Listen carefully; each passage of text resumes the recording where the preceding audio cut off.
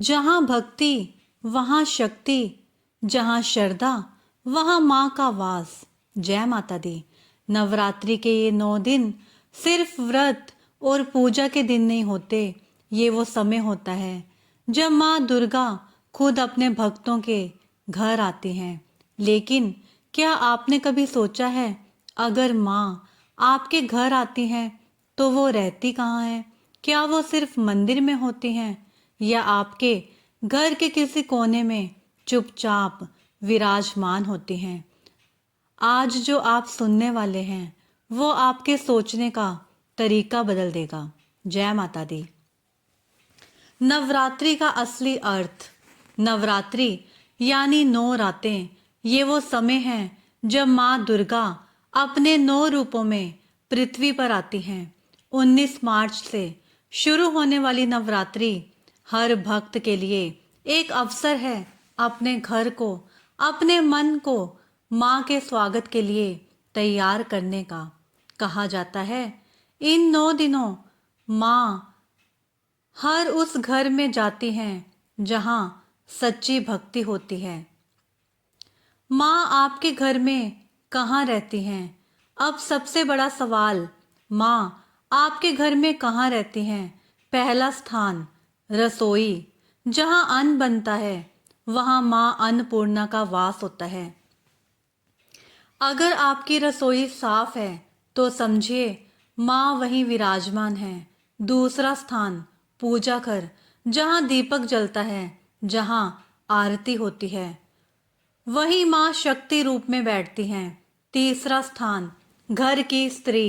कहा जाता है नारी ही नारायणी है।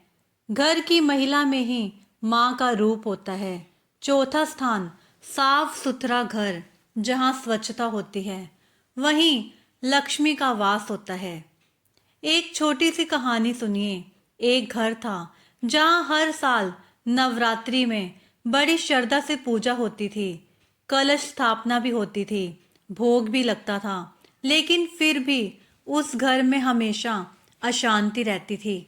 छोटी छोटी बातों पर झगड़े होते थे, मन कभी शांत नहीं रहता था। एक दिन एक संत वहां आए। उन्होंने सब देखा और सिर्फ एक बात कही, तुम पूजा तो करते हो लेकिन अपने मन को साफ नहीं रखते। ये बात सुनकर सब चुप हो गए। उस दिन के बाद उस घर ने एक बदलाव किया। उन्होंने पूजा के साथ साथ अपने व्यवहार को भी बदलना शुरू किया। घर में प्यार बढ़ा, झगड़े कम हुए और धीरे धीरे वही घर जहाँ पहले दुख था वहाँ सुख और शांति आ गई। तभी कहा जाता है माँ सिर्फ मूर्ति में नहीं, वो आपके व्यवहार में रहती हैं। सबसे बड़ी 3 गलतियाँ। लेकिन अगर घर में ये 3 गलतियाँ हो रही हैं तो माँ का वास नहीं होता। पहली गलती गंदगी। जहाँ गंदगी है वहाँ देवी नहीं ठहरती। दूसरी गलती झगड़ा। जहाँ कलह होती है वहाँ शांति नहीं और माँ भी नहीं। तीसरी गलती मन की अशुद्धि। अगर मन साफ नहीं तो पूजा का कोई फल नहीं मिलता। अब बात करते हैं नवरात्रि के पहले दिन की सबसे जरूरी पूजा, कलश स्थापना। 19 मार्च को सुबह जल्दी उठें, स्नान करें, साफ कपड़े पहनें, एक साफ जगह पर लाल कपड़ा बिछाएं, उसके ऊपर मिट्टी डालकर जौ बोएं। आप जौ बोने के लिए एक मिट्टी का बर्तन भी ले सकते हैं।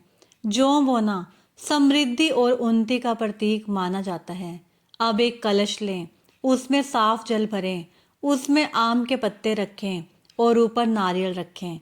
नारियल को माँ का स्वरूप माना जाता है और कलश माँ के आगमन का प्रतीक होता है। अब सच्चे मन से माँ दुर्गा का ध्यान करें और उन्हें अपने घर में आने का निमंत्रण दें। याद रखिए माँ दुर्गा को बड़े बड़े भोग नहीं चाहिए, उन्हें चाहिए एक साफ दिल, एक सच्चा मन और सच्ची भक्ति। अगर आपका मन सच्चा है तो माँ आपके घर जरूर आएंगी। अगर आप चाहते हैं कि इस नवरात्रि माँ दुर्गा आपके घर में वास करें तो आज से इन बातों का ध्यान रखना शुरू कर दीजिए और कमेंट में जय माता दी जरूर लिखें ताकि माँ का आशीर्वाद आप तक पहुँचे। वीडियो को लाइक करें, शेयर करें और ऐसे ही भक्ति और ज्ञान से जुड़े वीडियो के लिए चैनल को सब्सक्राइब जरूर करें। जय माता दी।